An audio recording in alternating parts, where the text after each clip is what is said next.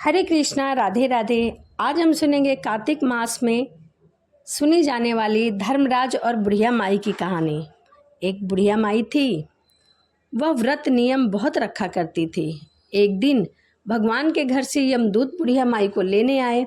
बुढ़िया माई यमदूत के साथ चली गई। आगे गहरी नदी बह रही थी। बुढ़िया माई डूबने लगी। तब यमदूत ने पूछा, माई गाय दान किया है क्या तुमने? बुढ़िया माई ने मन में गाय माता का ध्यान किया और गाय माता वहां उपस्थित हो गई। तभी बुढ़िया माई ने गाय की पूंछ पकड़कर नदी को पार कर लिया। कुछ आगे गई तो बहुत सारे कुत्ते काटने के लिए बुढ़िया माई को दौड़ने लगे। तभी यमदूत ने पूछा कि बुढ़िया माई, क्या तुमने कभी कुत्ते को रोटी दी है? तभी बुढ़िया माई ने मन में कुत्ते का ध्यान किया और कुत्ते वहां से चले गए, क्योंकि बुढ़िया माई ने गाय भी दान किया था और कुत्ते की रोटी भी खिलाई थी। आगे चली गई। आगे जब बुढ़िया माई गई तो काले कौवे बुढ़िया माई को चोंच मार मार कर भागने लगे। तभी यमदूत ने कहा, क्या तुमने कभी ब्राह्मण की बेटी को सिर में तेल लगाने को दिया था या नहीं? तभी बुढ़िया माई ने ब्राह्मण की बेटी को याद किया और जैसे ही बुढ़िया माई ने ब्राह्मण की बेटी को याद किया, कौवे ने चोंच मारना छोड़ दिया और कौवे वहां से चले गए। आगे कुछ दूर जाने पर बुढ़िया माई के पैरों में कांटे चुभने लगे। यमदूत ने कहा, क्या तुमने कभी चप्पल दान किया है? बुढ़िया माई ने याद किया तो उसके पैरों में अपने आप चप्पल आ गए। आगे चलती गई। चलते चलते चित्रगुप्त जी ने यमदूत से पूछा कि आप किसको ले आए हो?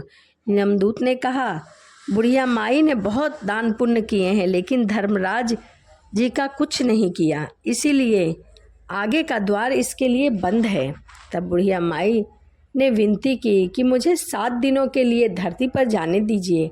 मुझे नहीं पता था कि धर्मराज के लिए क्या और कैसे करना है। मैं इन 7 दिनों में धर्मराज की कहानी सुनकर उनका उद्यापन करके वापस लौट कर आऊँगी। धर्मराज जी ने उनके प्राण लौटा दिए। तब बुढ़िया माई धरती पर वापस आ गईं। सभी लोग बुढ़िया माई को जीवित देखकर भूतनी भूतनी चिल्लाकर उन्हें देखकर भागने लगे, क्योंकि बुढ़िया माई तो मर चुकी थी। बेटे बहू से कहा बुढ़िया माई ने कि मैं भूतनी नहीं हूँ, मैं तो धर्मराज के कहे के अनुसार कुछ दिनों के लिए वापस आई हूँ। मैं प्रत्येक दिन धर्मराज की कहानी सुनकर उनका उद्यापन करके वापस परलोक चली जाऊंगी। यह सुनकर बेटे बहू ने भी पूजा की सामग्री ला दी, लेकिन कहानी के समय हुंकार नहीं भरा। तब बुढ़िया माई पड़ोसन के पास गई। पड़ोसन ने कहानी सुनी और हुंकार भी भरा। बुढ़िया माई ने 7 दिनों तक धर्मराज की कहानी सुनी। उसके बाद बुढ़िया माई के लिए स्वर्ग से विमान आया। विमान देखकर सभी गांव के लोग स्वर्ग जाने के लिए कहने लगे। तब बुढ़िया माई ने कहा, मेरी कहानी तो केवल पड़ोसन ने सुनी। यह सुनकर सभी गांव वालों ने बुढ़िया माई के पांव पकड़ लिए और धर्मराज की कहानी सुनने को कहा।